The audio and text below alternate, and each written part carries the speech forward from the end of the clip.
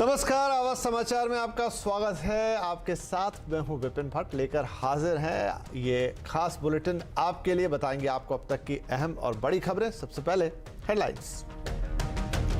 मानहानि मामले में सूरत कोर्ट से सजा के बाद राहुल की लोकसभा सदस्यता रद्द। लोकसभा सचिवालय ने जारी किया नोटिफिकेशन। कांग्रेस ने की इमरजेंसी मीटिंग। खड़गे बोले सच बोलने का संघर्ष रहेगा जारी। डेट म्यूचुअल फंड के निवेशकों पर बढ़ेगा टैक्स का बोझ। डेट एमएफ में संशोधन लोकसभा में पास। लॉन्ग टर्म कैपिटल गेन और इंडेक्सेशन का नहीं मिलेगा फायदा। एफएनओ ट्रेडिंग होगी महंगी। फाइनेंस बिल में सिक्योरिटीज ट्रांजैक्शन टैक्स बढ़ाने का भी ऐलान। ऑप्शन और फ्यूचर्स में 25% अब ज्यादा लगेगा एसटीटी। टैक्स के नए नियमों से गिरा बाजार। सेंसेक्स निफ्टी दिन के निचले स्तर पर हुए बंद। मिड कैप और स्मॉल कैप शेयरों में भी रही बिकवाली। सेंसेक्स करीब 400 हो तो निफ्टी 132 अंक टूटा।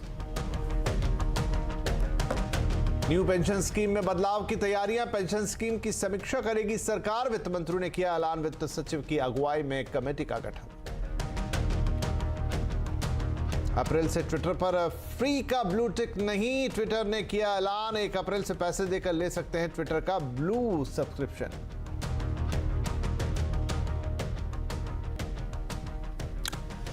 लोकसभा से फाइनेंस बिल पास हो गया है। इससे दो बड़ी बातें ये हुई हैं कि सरकार ने डेट म्यूचुअल फंड के टैक्स स्ट्रक्चर में बदलाव किया है, साथ ही एफएनओ बिकवाली पर एसटीटी को भी बढ़ाया है, जिसे लेकर पहले कंफ्यूजन हो गया था, लेकिन बाद में सफाई भी आ गई। वित्त सचिव टीवी सोमनाथ ने सफाई देते हुए कहा कि एसटीटी पर जो कंफ्यूजन हुआ वो टाइपो एरर की वजह से हुआ, इसे अब ठीक कर दिया जाएगा। The rate increase is from 0.05 to 0.06. It's a 25% increase in the rate. Okay. And sir, how it will be carried, sir? Because already the Lok Sabha has passed. It's a typographical. There's a routine procedure for it. Which is like the rate is 0.05 to 0.06. So what is the reason?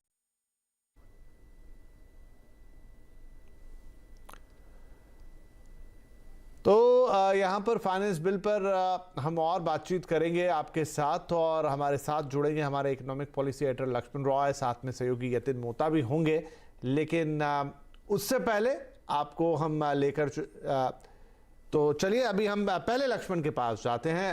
Lakshman, आज बड़ा ही active दिन रहा। STT पर पहले एक announcement आई, फिर confusion हुआ, फिर उसके ऊपर सफाई आई, लेकिन हाँ ये तो है कि बदलाव हो गया है और इंक्रीज हो गई है। जैसे अभी हमने सुना भी कि 25% का यहां पर हुआ है। जी लक्ष्मण, स्ट्राइट। लक्ष्मण से शायद कनेक्शन हो रहा है, फिलहाल हमारे साथ नहीं, लेकिन चलिए, जैसा मैं कह रहा था कि आज फोर्ब्स लीडरशिप अवार्ड 2023 भी दिए जा रहे हैं। मुंबई में ग्रैंड प्रोग्राम हो रहा है, सीधे आपको लेकर चलते हैं वहां पर। Reliance Retail Ventures Limited, the country's biggest retailer by revenues, and is the Gen Next Entrepreneur of Forbes India Leadership Awards 2023. Ladies and gentlemen, a huge round of applause for Isha Ambani.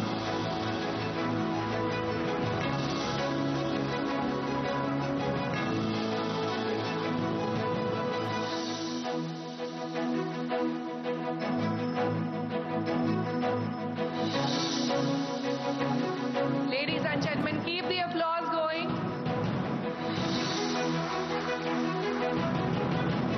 Isha Ambani, the Gen Next Entrepreneur. Isha, we request you to kindly say a few words at the podium, please. Thank you so much for doing the honors. Thank you so much. Thank you so much. This is to my parents who inspire me endlessly, and to my children Prithvi, Adya and Krishna, who motivate me every day. Thank you. Ladies and gentlemen, Isha Ambani, Director, Reliance Retail Ventures. She's the Gen Next Entrepreneur of Forbes India Leadership Awards 2023. Let's now deep dive into the topic, are companies losing focus in pursuit of valuations? In recent times, some companies... तो यहाँ पर Forbes India leadership award 2023 ये तस्वीरें आप देख रहे हैं। ईशा अंबानी को अभी अभी सम्मानित किया गया है। रिलायंस रिटेल की एग्जीक्यूटिव डायरेक्टर ईशा अंबानी, उन्हें नेक्स्ट जेन एंटरप्रेन्योर का अवार्ड दिया गया है। इसमें कोई शक की बात नहीं कि रिलायंस रिटेल की बागडोर संभालने के बाद उन्होंने रिलायंस रिटेल को एक अलग लेवल पर पहुंचाया है और इसीलिए यहां पर उनका सम्मान Forbes leadership award 2023 next gen entrepreneur of the year Isha Ambani ED Reliance retail.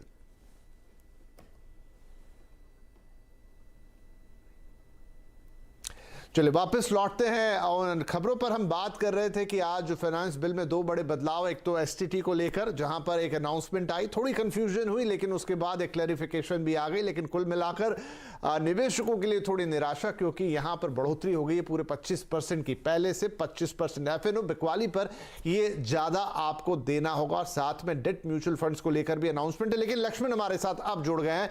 Lakshman, STT दिन भर इसको लेकर काफी कुछ बातचीत हुई लेकिन फाइनली एक इंक्रीज आ गई है और अब वो लागू होने जा रही है। दिन भर का क्या डिटेल रहा, हमें बताइए विस्तार से। देखिए, जो एसटीटी यानी सिक्योरिटी ट्रांजैक्शन टैक्स को लेकर जो सफाई आई है, वो सफाई दरअसल ऑप्शन को लेकर कंफ्यूजन था, उस कंफ्यूजन को दूर किया गया है और अब ये कहा गया है कि ऑप्शन बेचने पर जो सिक्योरिटी ट्रांजैक्शन टैक्स लगता था पहले 0.05%, अब वो 0.05% से बढ़ करके 0.062% होगा। जी हाँ, जो ऑप्शन का सेल होगा उस पर ये एसटीटी बढ़ा दिया गया है। फ्यूचर के मामले में ये बढ़ोतरी 25% की गई है, यानी 25% अब ज्यादा फ्यूचर पर ये सिक्योरिटी ट्रांजैक्शन टैक्स लगेगा। कुछ टाइपो एरर था, यानी कुछ छापने में, प्रिंटिंग में गलती हो गई थी बजट में। अब फाइनेंस बिल में संशोधन एक औपचारिकता होती है जिसे सरकार कर देगी, लेकिन अब यह है कि वो कंफ्यूजन दूर कर दिया है सिक्योरिटी ट्रांजैक्शन टैक्स को लेकर के कि किस पर कितना बढ़ेगा। सिक्योरिटी ट्रांजैक्शन टैक्स जहां पर कंफ्यूजन था अब वो दूर हो गया। ऑप्शन बिकवाली पर एसटीटी 0.0625% हुआ, यानी कि जो इंक्रीज है वो 25% की है। लेकिन जैसा मैंने आपसे कहा कि आज डेट म्यूचुअल फंड पर भी बड़ी अनाउंसमेंट आई, उस अनाउंसमेंट की भी डिटेल दे रहे हैं Lakshman Roy.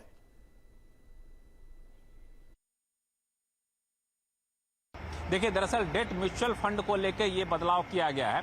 Debt mutual fund में ये कहा गया है कि अगर आपको डेट म्यूचुअल फंड में निवेश करते हैं, उससे जो कमाई होगी उस कमाई पर पहले long term capital gains tax लगता था, यानी फ्लैट 20% आपको टैक्स देना पड़ता था। अब ये long term capital gains tax नहीं लगेगा। हर तरह की कमाई पर, यानी डेट म्यूचुअल फंड से जितने भी समय अवधि के लिए कमाई हो, आपको short term capital gains tax देना पड़ेगा। तो इसमें अंतर ये हुआ कि अगर आपको डेट म्यूचुअल फंड में जो कमाई हो रही है उसमें अगर आप 30% के टैक्स स्लैब में आते हैं तो उस पे भी आपको पहले 20% टैक्स देना पड़ता था, लेकिन अब आपकी आमदनी में जुड़ जाएगी, आपके टैक्स स्लैब के हिसाब से टैक्स देना पड़ेगा, यानी आपको 30% टैक्स देना पड़ेगा। ये एक बड़ा बदलाव हुआ है। एक और महत्वपूर्ण बात कि पूरी तरह से डेट म्यूचुअल फंड है तो ये नियम लागू होगा। अगर म्यूचुअल फंड में 35% से कम पैसा इक्विटी में लगा है तो भी आपको यही नियम लागू होगा, यानी इक्विटी में थोड़ा सा पैसा लगा दिए तो आप टैक्स में इस बदलाव का बच नहीं सकते हैं। और एक और महत्वपूर्ण बात, ये सारे बदलाव जो है 1 अप्रैल से लागू होंगे, यानी अगले महीने की पहली तारीख से जो निवेश किया जाएगा उस पर लागू होंगे। उससे पहले जो निवेश किया गया है उस पर ये लागू नहीं होंगे। चलिए, तो ये बात हुई डेट इंस्ट्रूमेंट्स की, जिसमें म्यूचुअल फंड भी है, साथ में कुछ गोल्ड इंस्ट्रूमेंट वगैरह वो भी हैं। अब हमारे साथ जुड़ गए हमारे सहयोगी यतिन मोहता। तो यतिन, देखिए अब ये क्लियर है, एक तो एसटीटी वाली बात हो गई, वो तो क्लियर ही हो गई, और यहां पर जो म्यूचुअल फंड की बात थी तो वहां पर जो टैक्स कैसे लगता था और अब जब नए प्रावधान आ गए हैं तो क्या फर्क पड़ेगा। इंडेक्सेशन, इसका जो फायदा है वो भी निकाल लिया गया है। कैसे चेंज होगा ये पूरा टैक्सेशन का सिनेरियो म्यूचुअल फंड में? देखिए, सबसे पहले अगर आप डेट म्यूचुअल फंड अब तक होल्ड करते थे तो 3 साल की अवधि के बाद आपको कैपिटल गेन्स के टैक्स में राहत मिलती थी। 20% के हिसाब से वो टैक्स होता था। इसके अलावा 3 साल की अवधि के लिए, क्योंकि आप डेट म्यूचुअल फंड होल्ड कर रहे हैं, इंडेक्सेशन का भी बेनिफिट मिलता था। इसका मतलब ये हुआ कि जब आप बैंक में फिक्स डिपॉजिट करें और आप हाईएस्ट टैक्स स्लैब में हैं, मान लीजिए आप 30% टैक्स भर रहे हैं, तो नॉर्मल सर्कमस्टेंसेज में क्योंकि आपको टैक्स 20% है डेट म्यूचुअल फंड पे और इंडेक्सेशन बेनिफिट है, आप एफडी के मुकाबले जो टैक्स होता था डेट म्यूचुअल फंड पे वो 1/3 1/4 कम भरते थे। तो कहीं ना कहीं ये जो टैक्स आर्बिट्राज था और सस्ती दरों पे डेट म्यूचुअल फंड के टैक्सेशन से ज़्यादा रिटर्न बड़े निवेशकों को मिलते थे, वो जो टैक्स आर्बिट्राज विंडो है वो सरकार ने अब बंद कर दी है। इसका मतलब ये है डेट म्यूचुअल फंड हो, चाहे वो इंश्योरेंस प्रोडक्ट्स हो, क्योंकि इंश्योरेंस का भी प्रावधान आपने बजट में देखा था, ये सभी इन्वेस्टमेंट्स जो क्वाज़ी एफडी का काम करती थी, उनका टैक्सेशन एफडी के बराबर ही सरकार ने इस अमेंडमेंट के द्वारा कर दिया है। तो कहीं ना कहीं ये एएमसी इंडस्ट्री के लिए झटका है, क्योंकि 20 से 25% रेवेन्यू जो है वो डेट म्यूचुअल फंड्स के सेल्स से और बिक्री से आता था और वहाँ के कमीशन से आता था, और इसीलिए आपने शायद देखा बाजार में एएमसी स्टॉक्स में थोड़ी बहुत नरमी थी और डेट म्यूचुअल फंड्स के निवेशकों में भी थोड़ा बहुत मायूसी का माहौल है। चलिए, और इस वक्त एक बड़ी प्रेस कॉन्फ्रेंस हो रही है, सूचना और प्रसारण मंत्री अनुराग ठाकुर इससे ले रहे हैं, क्या कह रहे हैं वो सीधे चलते हैं। कोई सवाल? धन्यवाद। Sorry, the figure is 12,815 crore, 12,815 crore प्रति वर्ष वित्तीय भार पड़ेगा डियरनेस अलाउंस और डियरनेस रिलीफ देने के लिए अपने सरकारी कर्मचारियों और पेंशनर्स के लिए। ये तो डेट दी है साथ में ही, 1/1/2023 से 4% की वृद्धि होगी, तो 1 जनवरी 2023 से इसकी वृद्धि होगी, यानी कि 1 जनवरी 2023 से जो सरकारी कर्मचारियों के लिए डियरनेस अलाउंस है वो 38% से बढ़कर 42% हो जाएगा, और पेंशनर्स के लिए भी डियरनेस रिलीफ जो है उस तरह से 38 में से 4% की वृद्धि होकर 42% हो जाएगा। Any other question? तो बड़ा अनाउंसमेंट ये कि जो आपकी स्क्रीन पर फ्लैश भी हो रहा है, कैबिनेट ने डीएनएस अलाउंस यानी महंगाई भत्ता बढ़ाने के लिए मंजूरी दे दी। आवाज की खबर पर मोहर लगी है। हमने आपको आगाह किया था कि आज ये सीसीए की बैठक में मुद्दा लेकर आएगा और अब कैबिनेट ने उसको मंजूरी दे दी है और डिटेल में जानकारी आपके फ्लैशेस पे आ रही है, कितने से बढ़ाकर ये कितना हो रहा है। लेकिन इस वक्त की बड़ी खबर देखिए, 38% से बढ़ाकर इसे 42% करने की मंजूरी सरकार की तरफ से आ गई है, यानी कि महंगाई भत्ता अब जो सरकारी कर्मचारियों को मिलता था वो बढ़कर मिलेगा। तो खुशखबरी है ये सरकारी कर्मचारियों के लिए, जहां एक तरफ कुछ चीज़ों की महंगाई और इनफैक्ट खाने पीने की महंगाई से काफ़ी ज़्यादा कुछ लोगों को तकलीफ हुई, वहां पर ये महंगाई भत्ता 38 से बढ़कर 42% होता हुआ नजर आ रहा है। और ये महत्वपूर्ण फैसला आज की कैबिनेट में हुआ। आवाज की खबर पर मोहर लगते हुए एक छोटा सा ब्रेक के बाद खबरें जारी रहेंगी।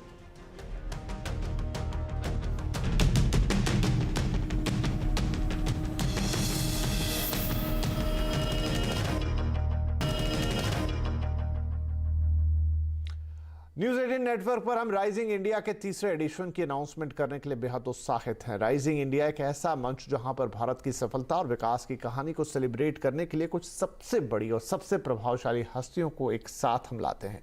इस साल की थीम है रियल हीरोज, जहां हम कुछ असाधारण लोगों की कहानियों के साथ साथ उनकी असामान्य उपलब्धियों की भी बात करेंगे। इन लोगों ने हमारे देश में एक सकारात्मक बदलाव लाने में भरपूर मदद की है। आज हम आपके लिए एक लद्दाखी किसान की कहानी लेकर आए हैं। लोगों की हमेशा से सोच रही है कि लद्दाख की ऊंचाइयों पर सब्जियां कभी नहीं उग सकती। फिर आए उर्गेन फुनसुक, जिन्होंने 14,000 फीट की ऊंचाई पर अपनी निराली सोच और लगन से अपना वजूद दिखा दिया। लोग कहते थे हाँ 14,000 फीट की ऊंचाई पर तो कुछ यहाँ पे सब्जी नहीं आता है, तो पहले मैंने फूल गोभी बंद गोभी लगाना स्टार्ट किया था, तो लोग हंसते थे, क्या बोल रहे हैं फूल गोभी बंद गोभी आता है बोलेगा तो इसीलिए तो आजकल मैंने 33 टाइप्स का मैंने सब्जी ऑर्गेनिक ही उगाता हूँ जी। उर्गेन की इस कोशिश की वजह से आज लद्दाख में ताजी सब्जियां मिलने लगी हैं। जैसे कि मैंने आज तक ना सब्जी खरीदना पड़ता है, ना सरसों का तेल खरीदना पड़ता है जी, ना लहसुन ना प्याज, सब कुछ यहीं से मैं मगर निकाल के अपना सोच और हौसला होने से तो सब कुछ हो सकते है जी। मेरे से ज़्यादा अभी आने वाले बच्चों को लिए इतना अच्छा एजुकेटेड है जी, सब कुछ हो सकते है जी, बहुत बढ़िया हो सकता है जी। वह अपनी सभी सब्जियां ऑर्गेनिक और केमिकल फ्री तरीके से उगाते हैं। उनके जुनून के चलते उनको सम्मान तो मिला ही है, साथ ही साथ उनका जिक्र प्रधानमंत्री श्री नरेंद्र मोदी जी ने अपनी मन की बात में भी किया है।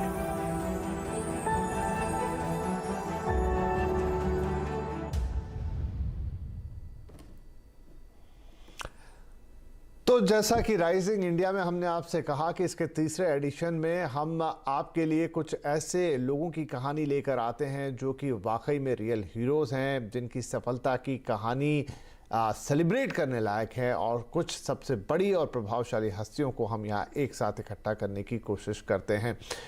ये वो लोग हैं जिनके सकारात्मक बदलाव लाने से देश में भी एक सकारात्मक बदलाव की आई है बात। ऐसे ही एक नायक हैं सीवी राजू, देखते हैं उनकी भी कहानी। जब विकास की राह पर चलते हमारा पारंपरिक ज्ञान लुप्त होने लगता है, तब सीवी राजू जैसे लोग ही, जिनकी पहचान उनकी कारीगरी है, आगे बढ़कर इसका समाधान निकालते हैं। इनकी परवरिश विशाखापत्तनम के एटीकोप्पका गांव में हुई, जहां पारंपरिक विधि से सदियों से बच्चों के लिए लकड़ी के खिलौने बनाए जाते हैं। लेकिन एक समय ऐसा भी आया जब लगा कि इस प्रथा की इस नई दुनिया में कोई जगह नहीं बची है। In year 1988, the income is very, very low when compared to the agricultural labor income. Then we started a case study on this, and the findings that we found, the lack of quality conscious, at the same time lack of diversification. समस्या समझने के बाद CV Raju तुरंत उसका समाधान ढूंढने में जुट गए। उन्होंने पौधों और उनकी जड़ों, छाल, तनों और अन्य प्राकृतिक स्रोतों को इस्तेमाल कर केमिकल रहित रंगों की खोज की और अपने साथी कलाकारों के साथ मिलकर रोजगार की रफ्तार को बढ़ाया। लेकिन केवल बेहतरीन खिलौने बनाना काफी नहीं था, इन खिलौनों को बाजार तक पहुंचाना भी बहुत जरूरी था। And most of these artisans, they confine only 5 to 6 different items, which they are not supporting and credible to their income and their expenditure. इन्होंने उत्पाद को सही जगह पहुंचाने के लिए नए उपकरण और विधियों को विकसित कर पद्मावती एसोसिएट्स नामक कारीगरों की एक सहकारी संस्था शुरू की। उनकी इस पहल से एटीकोप्पका को एक नई जान मिली और उनको पुरस्कारों से भी सम्मानित किया। उनकी सफलता को स्वयं प्रधानमंत्री श्री नरेंद्र मोदी जी ने भी सराहा है और मन की बात में इनका जिक्र भी किया है।